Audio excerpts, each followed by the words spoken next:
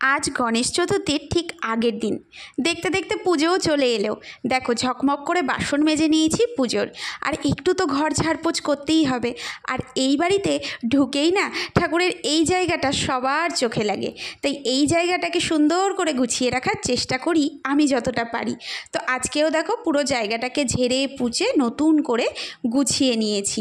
আর ঠাকুরের এই যে এই অংশটুকু যেটুকুতে ঠাকুর থাকে, মানে তাকটাতে, ওই তাকটা স্নানের পরে গোছাবো, বাদবাকিগুলো স্নানের আগেই ভালো করে ঝেড়ে নিয়ে গুছিয়ে নিয়েছি। আর এই যে ছোট্ট পুচকে ঘরটাকে দেখতে পাচ্ছ, এটা না গণেশ চতুর্থীর পুজোর জন্যই রাখা ছিল। তো ঘটে কত জমেছে আজকে সেটাই দেখার পালা, কারণ পুজোর বাজারটা আজকে সেরে রাখবো, কালকে গণেশ চতুর্থীর পুজো করব। তো ঘর থেকে বের করছি টাকা, আর ছোটোবেলার সেই স্মৃতিগুলোকে মনে করছি যে ছোটোবেলায় টাকা জমাতাম আর কখন ঘট ভাঙবো সেটাই ভাবতাম। এখানে 250 টাকা হয়েছে। আর এদিকে দেখো টিচার্স ডে উপলক্ষে আমার স্টুডেন্টরা তাদের নিজের হাতের তৈরি সুন্দর সুন্দর আর্ট অ্যান্ড ক্রাফটের জিনিস, এটা একটা দেওয়ালে হ্যাঙ্গিং খুব সুন্দর হয়েছে, সাথে পেন র্যাপিং করা ছিল, আমি না র্যাপারটা খুলে দিয়েছি। এখানে 3টে পেন রয়েছে, আরও একটা পেন রয়েছে। তো শিক্ষক দিবসের এই ছোট ছোট আনন্দগুলো আজও আমার জীবনে রয়েছে। বহু বছর শিক্ষকতা করছি, এই আনন্দ উপলব্ধি আমার সাথেই রয়েছে। তো তারপর এগিয়ে গেলাম পুজোর বাজার করতে। পুজোর বাজার করতে গিয়ে দেখলাম চারিদিকে লাইট, আর প্যান্ডেলও বেশ কয়েকটা হয়েছে। আগে অবশ্যই গণেশ চতুর্থীর প্রচার খুব একটা ছিল না, যতদূর সম্ভব মুম্বাইয়ের দিকেই হতো। এখন কিন্তু বেশ এদিকেও দেখা যায়, বড় বড় বাজার সমিতিগুলোতে বা কমিটি বা বাড়িতেও অনেক সময় ক্লাবে এই পুজোগুলো হয়। আর মোদকের দোকানে গিয়ে দেখলাম, মানে মিষ্টির দোকানে গিয়ে দেখলাম মোদক লাড্ডু সবই বানিয়ে রেখেছে, দেখতেই তো পেলে তোমরা। তো আমিও নিয়ে এলাম। পরের দিন সকাল সকাল ঘুম থেকে উঠে সমস্ত কিছু সেরে নিয়ে চলে এসেছি পুজোর কাজে। আমার সামান্য আয়োজন দিয়ে ভগবানকে তুষ্ট করার চেষ্টা করা মাত্র।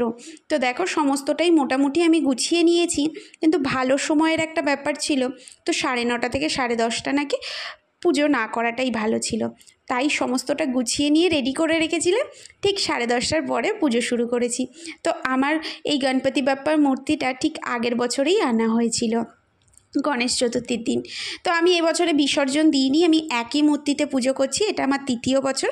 তবে প্রথম বছর যে মূর্তিতে পুজো করেছিলাম 10 দিন পরে বিসর্জন দিয়ে এসেছিলাম। তো পরের বছর যখন মূর্তি কিনেইছিলাম, ভেবেইছিলাম যে এই মূর্তিতে আমি যতদিন এই বাড়িতে থাকবো ততদিন পুজো করব। তো আমার সামান্য আয়োজনে যতটুকু ইউটিউব দেখে জানতে পেরেছি বা আশপাশ থেকে শুনেছি, সবটা জেনে শুনে এইটুকুই গোছাতে পেরেছি। তো এরপর আমার প্রিয় আরতি, আমার না আরতি করতে প্রচণ্ড ভালো লাগে। তো এখানে দেখো সুন্দর করে সাজিয়ে গুছিয়ে দিয়েছি। তোমাদের কেমন লাগছে অবশ্যই জানিও। আসলে জায়গাটা তো খুব ছোটো, এই তাকটা তো সমস্ত জিনিস ওপরে রাখার মতো নয়, তাই যতটা পেরেছি রাখা যায় ততটাই রেখেছি, আর ধূপদীপগুলো নিচে রেখেছি। এরপর রেডি সেডি হয়ে চলে এসেছি আমার একটি প্রিয় জায়গায়, আমার নাচের স্কুলে। এখানে আজকে শিক্ষক দিবস উদযাপন হবে। তো দেখো সকাল থেকে তো উপোস করেছিলাম, ঘরের কাজকর্ম রান্নাবান্না সেরে টুক করে একটু নিজেও রেডি হয়ে চলে এসেছি। হয়তো খুব সুন্দর করে সাজতে পারিনি, তবে আমি আমার মনের মতো মনের জায়গায় আসার জন্য সেজেছি। আর প্রত্যেকে লাস্ট মিনিট টাচ আপ দিচ্ছে।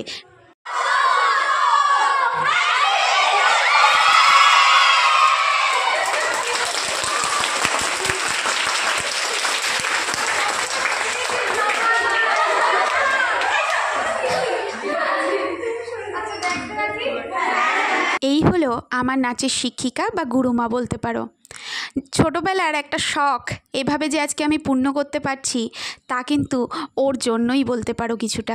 হয়তো বয়সেও আমার থেকে ছোট হবে কিংবা আমার সমবয়সী হবে, কিন্তু আজ গুরু শিষ্যের যে সম্পর্ক গড়ে উঠেছে এই অল্প কয়েকটা দিনের মধ্যে, তা অত্যন্ত নিবিড়।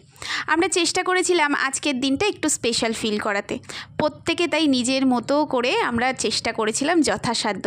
নাচের মাধ্যমে, যেহেতু নাচের শিক্ষিকা, তাই আমরা আজকের দিনটা স্পেশাল করার চেষ্টা করলাম। তো সবাই একটা একটা করে ডান্স পারফরমেন্স করেছিল গ্রুপ অনুযায়ী, আমিও একটা নাচের চেষ্টা করেছিলাম।